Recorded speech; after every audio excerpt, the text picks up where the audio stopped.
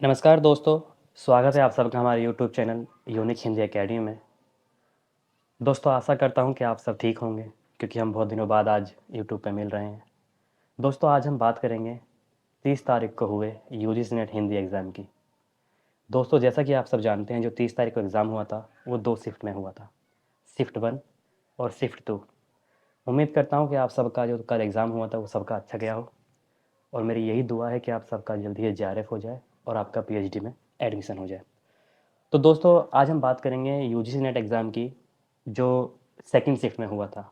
जो एग्ज़ाम द्वितीय पाली में हुआ था उसकी आज हम बात करेंगे। तो दोस्तों 70 से ज़्यादा क्वेश्चन की बात करेंगे। उसके आधार पर आप अपना आंकलन कर सकते हैं कि आपके कितने क्वेश्चन सही हो रहे हैं और आप कितने क्वेश्चन को समझ पा रहे हैं या आपने कितने क्वेश्चन के सही आंसर दिया है।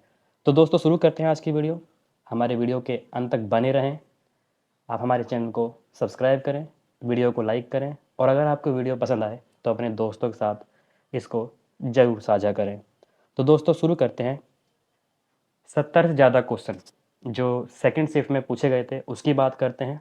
दोस्तों एक बात और, ये वीडियो 2 पार्ट में आएगा। जिसमें इस जो पहला पार्ट है इसमें 1 से 40 तक क्वेश्चन है और फिर 40 से 70 तक या उससे आगे तक अगले पार्ट में आएंगे। तो दोस्तों हम शुरू करते हैं वीडियो। दोस्तों इस पार्ट में 70 प्रश्न है और ये पार्ट 1 है। दोस्तों पहला क्वेश्चन आया था, आवारा मसीहा के आधार पर शरद चंद्र का जन्म स्थान कहाँ है? या आवारा मसीहा के आधार पर शरद चंद्र का जन्म कहाँ हुआ था? तो दोस्तों ये हुआ था, दोस्तों इसको लेके मतभेद है। कुछ लोग बोल रहे हैं कि भागलपुर में हुआ था और कुछ लोग बोलते हैं देवनानपुर में हुआ था, देवनांदापुर में हुआ था। तो इसको लेके देखते हैं कि आयोग किसको ठीक मानता है। दोस्तों अगर हम दूसरे क्वेश्चन की बात करें तो आचार्य रामचंद्र शुक्ल के इतिहास के आधार पर आदिकाल का क्रम पूछा था। तो सामान्य परिचय आएगा, अपभ्रंश का काव्य आएगा, देशभाषा काव्य आएगा और फुटकल रचनाएं आएंगी। तो दोस्तों इसको क्रम से लगाना था, ये ऊपर नीचे थे, इसको क्रम से लगाना था। अगर आपने इसको इस तरह लगाया होगा तो आपका आंसर सही हो जाएगा। प्रश्न नंबर 3 में पूछा गया था, किस अस्तित्ववादी विचारक ने सुपरमैन शब्द का इस्तेमाल किया है? ये जो सारे लेखक हैं ये अस्तित्ववाद के माने जाते हैं, जिसमें केगार्ड, सात, मार्शल और नित्से। तो जो सुपरमैन शब्द का इस्तेमाल किया था दोस्तों वो नित्से ने किया था। सुपरमैन शब्द का इस्तेमाल नित्से ने किया था। उसके बाद दोस्तों आया था, ईदगाह कहानी हम सब ने पढ़ी है। ईदगाह कहानी में मोहसिन क्या खरीदता है? सैनिक खरीदता है, वकील खरीदता है, चिमटा खरीदता है या भिस्ती खरीदता है? तो इसका आंसर हो जाएगा भिस्ती। ईदगाह कहानी में जो मोहसिन होता है वो भिस्ती खरीदता है। दोस्तों अगर हम 5वें प्रश्न की तरफ बढ़ें तो क्वेश्चन आया था कि इनमें से कौन सी कहानी निर्मल वर्मा की नहीं है? तो दोस्तों जैसा कि हम जानते हैं कि पिछली गर्मियों में कहानी इनकी है, दूसरी दुनिया इन्हीं की है, बीच बहस में इनकी है, जो अंधेरे में कहानी है वो इनकी नहीं है। दोस्तों अंधेरे में कहानी इनकी नहीं है। दोस्तों अगर हम छठे प्रश्न की बात करें तो एक क्वेश्चन आया था कि इनमें से कौन सा शब्द तद्भव नहीं है? जिसमें स्वामी था ऑप्शन में, सर्व था और जो राय था। दोस्तों ये जो राय शब्द था ये तद्भव भाषा का शब्द है जो संस्कृत से बना है। तत्सम होता है जो संस्कृत शब्द होते हैं और तद्भव होता है जो संस्कृत से मिलकर आगे होकर फिर हिंदी में उसको तद्भव बनते हैं। दोस्तों अगर हम 7वें प्रश्न की तरफ बढ़ें तो हरिवंश राय बच्चन की आत्मकथा नहीं है।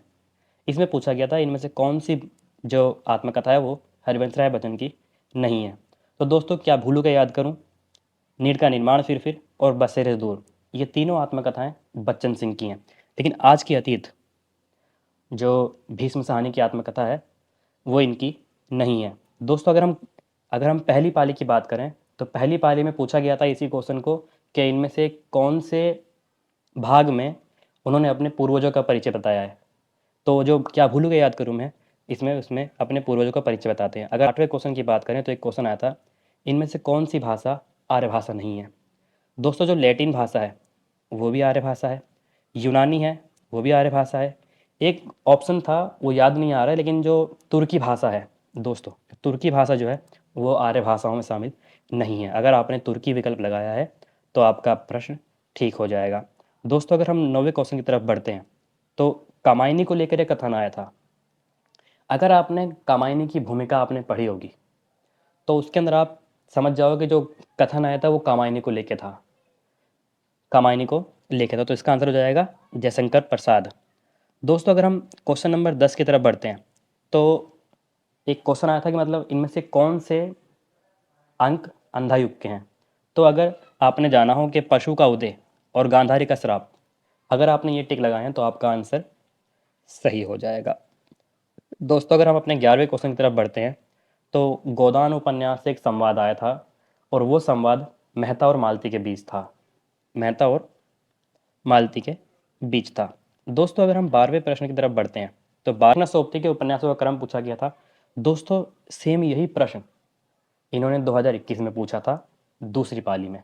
तो सूरजमुखी अंधेरे के, जिंदगी नामा, तीनों दानिश और समय सरगम, ये इसका क्रम होगा। दोस्तों अगर हम अगले प्रश्न की तरफ बढ़ते हैं, तो राजा निर्बसिया के पात्र पूछे गए थे। तो बच्चन सिंह और जगपति ये राजा निर्बसिया के पात्र माने जाते हैं। दोस्तों अगर हम अगले क्वेश्चन की तरफ बढ़ते हैं, अगले प्रश्न में हमसे पूछा गया था भिखारी दास की रचनाएं कौन कौन सी हैं। तो काव्य निर्णय और श्रृंगार निर्णय, ये दो रचनाएं भिखारी दास की हैं। दोस्तों अगर हम 15वें प्रश्न की तरफ बढ़ते हैं, तो एक बहुत ही आसान प्रश्न था कि साहित्य का इतिहास दर्शन के लेखक कौन हैं। तो साहित्य का इतिहास दर्शन किन्होंने लिखा था? नलिन विलोचन शर्मा में, नलिन विलोचन शर्मा ने लिखा था। और दोस्तों इन्हें नकेलवाद का प्रवर्तक भी माना जाता है। दोस्तों अगर हम उसके बाद बात करें, तो उपन्यासों में किस गांव का चित्रण है। अगर आपको याद हो तो एक प्रश्न आया था जिसमें एक तरफ उपन्यास दिए गए थे और एक तरफ उनके गांव का जिक्र किया गया था। तो इनको हमें मिलान करना था। तो जो देखो आधा गांव उसमें गंगोली का चित्रण है, राग दरबारी में शिवपालगंज का, गोदान में बेलारी का और जिंदगी नामा में पंजाब का जिक्र किया गया है। तो दोस्तों यह आंसर आपका ऐसे ठीक हो जाएगा। दोस्तों अगर हम 17वें क्वेश्चन की तरफ बढ़ते हैं, तो कहानी का विषय आया था मिलान करने के लिए। अगर आपको याद हो तो एक तरफ उन्होंने कहानियों के नाम दे रखे थे और एक तरफ उनमें उनके विषय दे रखे थे। तो दोस्तों जो अगर आपने अमृतसर आ गया, ये सांप्रदायिकता के आधार पर लिखी गई कहानी है, अगर आपने अमृतसर आ गया को ही मिला दिया होगा तो आपका आंसर ठीक हो जाएगा। दोस्तों अगर हम आगे बात करें 18वें प्रश्न पे, तो एक क्वेश्चन धरती धन्ना उपन्यास से आया था। इसमें पूछा गया था इसमें कौन कौन से धरती धन्ना उपन्यास से संबंधित कथन सही हैं। तो पंजाब की पृष्ठभूमि में लिखा गया है, ये सबको पता है। दोस्तों दलित जीवन पर आधारित है, ये क्वेश्चन आपका ऐसे ठीक हो जाएगा। दोस्तों अगर हम 19वें प्रश्न की तरफ बढ़ते हैं, तो एक क्वेश्चन आया था झूठा सच उपन्यास के विषय से। तो अगर हम झूठा सच आपने अगर पढ़ा हो तो उसके अंदर हमें पता लगता है उसमें सांप्रदायिकता हमें मिलती है और भारत विभाजन की पृष्ठभूमि पर लिखा हुआ उपन्यास है। दोस्तों इसके दो भाग प्रकाशित हुए थे। पहला भाग 1958 में और दूसरा भाग 1960 में प्रकाशित हुआ था। दोस्तों अगर हम आगे बात करते हैं विद्यानिवास मिश्र के निबंधों का क्रम आया था। तो दोस्तों सबसे पहले चितवन की छा आता है। अगर आपने चितवन के साथ देख के अगर विकल्प लगाया होगा तो आपका आंसर ठीक हो जाएगा। दोस्तों अगर हम प्रश्न नंबर 21 की तरफ बढ़ते हैं, तो ये क्वेश्चन बहुत खतरनाक था। अगर आपने बकरी नाटक पढ़ा है और उसकी भूमिका अगर पढ़ी है तो ये क्वेश्चन आपका ठीक हो जाना चाहिए। क्या लिखा है उनकी भूमिका में? उसमें 4 ऑप्शन दिए गए थे, लेकिन 4 में से जो आंसर सही थे वो ये है, यह नाटक ना लिखा जाता यदि हिंदी में ऐसा कोई नाटक जिसमें जनचेतना को लोक भाषा और लोक रूपी के माध्यम से सामाजिक अन्याय के साथ जोड़ने का एक उदाहरण, एक नया व्याकरण देखने को मिलता। एक और ऑप्शन था, यदि हिंदी के तथाकथित श्रेष्ठ नाटक बड़े प्रेक्षागृहों और भारी तामझाम और विद्वत प्रेक्षण समाज से मुंह ना मोड़ते तब ये नाटक ना लिखा जाता। तो दोस्तों अगर आपने ये ऑप्शन लगाया हो तो आपका ऑप्शन ठीक हो जाएगा। दोस्तों नाटक एक कथन मिलान वाला आया था जिसमें बकरी नाटक दे रखे थे। एक प्रश्न आया था जिसमें एक तरफ नाटकों का पंक्तियां थी और इधर फिर उनके पात्र थे, नाटक का नाम था। तो अगर आपने देखा उसके अंदर ऑप्शन दे रखा था कि भिस्ती जो था बकरी नाटक में वो गाना गाता है कि बकरी को क्या पता था मशक बन के रहेगी। तो अगर आपने इससे मिलाया होगा तो आपका आंसर ठीक हो जाएगा। दोस्तों पाश्चात्य काव्य शास्त्र की जो कृतियां हैं उनका क्रम आया था लगाने के लिए। बायोग्राफी लिटरेरिया सबसे पहले आई थी। अगर आपने ये लगाया होगा तो आपका आंसर ठीक हो जाएगा। एक क्वेश्चन आया था जिसमें एक कथन दे रखा था और पूछा गया था ये जो है ये किससे संबंधित है। तो एक टोकरी भर मिट्टी से प्रश्न आया था। दोस्तों अगर हम प्रश्न नंबर 25 की तरफ बढ़ते हैं, तो एक प्रश्न आया था कि इनमें से कौन सी कहानी चंद्रशेखर शर्मा गुलेरिया की नहीं है। दोस्तों, सुखमय जीवन, बुद्धवा काटा और उसने कहा था, ये तीनों कहानी चंद्रशेखर शर्मा गुलेरिया की मानी जाती है। लेकिन अगर हम कछुआ धर्म की बात करें तो ये इनका निबंध माना जाता है। अगर आपने क्या होगा तो आपका प्रश्न ठीक हो जाएगा। दोस्तों, हम बात करते हैं पद्मावती के संदर्भ में एक कथन आया था जिसमें विजय देव नारायण शाही, आचार्य रामचंद्र शुक्ल और गुलाब चंद्र दे रखा था। दोस्तों, एक प्रश्न ये आया था, जहाँ तक मेरा अनुमान है वो कथन आचार्य रामचंद्र शुक्ल का था। अगर हम उसके बाद बात करें, 27वें प्रश्न की तरफ चलें, तो एक उन्होंने पंक्ति दी गई थी, एक पंक्ति दी थी और ये पूछता कि ये पंक्ति किस आत्मकथा से संबंधित है। तो दोस्तों, अगर आपने उसमें मुर्दैया आंसर लगाया होगा तो आपका प्रश्न ठीक हो जाएगा। अगर हम आगे बात करें तो दोस्तों, संस्कृत के 4 अध्याय जो रचना है रामधारी सिंह दिनकर की, उनके अध्यायों का क्रम आया था लगाने के लिए। इसमें आर्य संस्कृति का आगमन, प्राचीन हिंदू संस्कृति और बौद्ध धर्म। अगर आपने आर्यों का आगमन और प्राचीन हिंदू संस्कृति लगाया हो तो आपका आंसर ठीक हो जाएगा। दोस्तों, उसके बाद बात करते हैं, ये क्वेश्चन काफ़ी घुमावदार था। प्लेटो की आलोचनात्मक पुस्तकों में सबसे कम महत्वपूर्ण है। दोस्तों, इसके अंदर हमें यॉन, रिपब्लिक और फ्लेबुस, ये इनकी प्रमुख पुस्तक मानी जाती है। लेकिन जो फ्रीडस रचना है इस पर कम महत्व दिया गया है। कुछ लोग फेबुलस को भी बोल रहे हैं, तो देखते हैं आयोग इसको एनटीए किसको ठीक मानता है। दोस्तों, अगर हम आगे बात करें तो एक आया था, सोजेवदन कहानी में संकलित कहानी है। अगर आपने सोजेवदन कहानी संग्रह है, उसमें 5 कहानियाँ संकलित हैं, तो इनमें से सिर्फ एक कहानी थी, ये मेरा वतन है या फिर मेरा देश करके ऐसी कुछ कथन दिया था, तो ये वाला ऑप्शन आपका ठीक हो जाएगा। दोस्तों, उसके बाद बात करते हैं, एक क्वेश्चन आया था कि मतलब आकाशदीप कहानी के संदर्भ में इनमें कौन सा 2 बिंदु सही हैं। इसमें आत्मसमर्पण है, पिता की मृत्यु का प्रतिशोध है, प्रश्न प्रेम है, तो पुरुष निरंकुशता है। तो दोस्तों, इसमें जो पिता की मृत्यु का प्रतिशोध भी था और प्रश्न प्रेम भी था। अगर आपने ये दोनों विकल्प लगाए होंगे तो आपका आंसर ठीक हो जाएगा। दोस्तों, आगे काव्य संग्रह का क्रम आया था, आंगन के पार द्वार, सागर मुद्रा। अगर आपने इसको क्रम से लगाया होगा तो आपका आंसर ठीक हो जाएगा। दोस्तों, नाटक से संवाद आए थे जिसमें अंधायुग का कथन भी था और देवसेना का भी था। अगर आपने इन दोनों को लगाया होगा तो आपको आंसर मिल जाएगा। ये क्वेश्चन मिलान वाला था।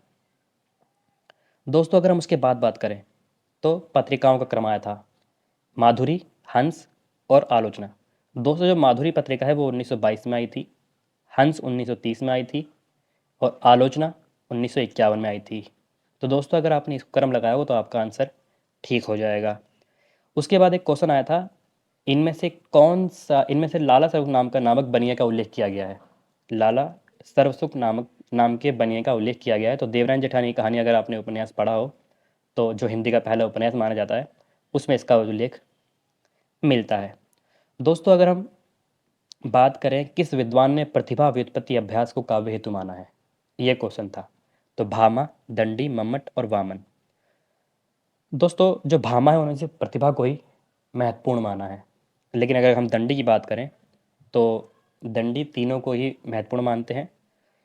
बाकी देखते हैं कि आयोग इसको किसका मानता है, लेकिन जहाँ तक मानना है कि दंडी इसका आंसर सही होगा। दोस्तों, उपन्यासों का विषय आया था जिंदगी नामा और झूठा सच उपन्यास का आया था। जो झूठा सच उपन्यास है वो देश विभाजन और सांप्रदायिकता के ऊपर लिखा गया है। तो अगर ये आपने ऐसा किया होगा तो आपका आंसर उत्तर जो है वो प्रश्न आपका ठीक हो जाएगा। दोस्तों, शिव शंभू के चिट्ठे के ऊपर एक प्रश्न आया था जिसमें भारतीय राजनीति है, शोषण और दमन के प्रति है, और ये 2 ऑप्शन और थे, लेकिन ये अगर आपने क्वेश्चन लगाया होगा शोषण और दमन के प्रति है तो वो आपका आंसर ठीक हो जाएगा। उसके बाद हम बात करते हैं पाश्चात्य विद्वानों के कथन आए थे मिलान वाले। अगर आपको याद हो तो एक प्रश्न आया था जिसमें विद्वान दे रखे थे और इधर उनके कथन थे। टी.एस. एलियट का भी था, वर्ड्सवर्थ का भी था और कॉलरिज का, जिनमें गौण कल्पना के ऊपर बात की गई थी। तो अगर आपने उसको ध्यान दिया होगा तो ये वाला क्वेश्चन आपका ठीक हो जाएगा। दोस्तों, अगला जो है वो हरिशंकर परसाई के निबंधों का आया था कि इनमें से कौन से निबंध हरिशंकर परसाई के हैं। दोस्तों, धन्यवाद। ये हमारा पहला पार्ट था। उम्मीद करता हूँ कि आपको बहुत कुछ प्रश्न मिले होंगे जो आपको याद नहीं आ रहे थे।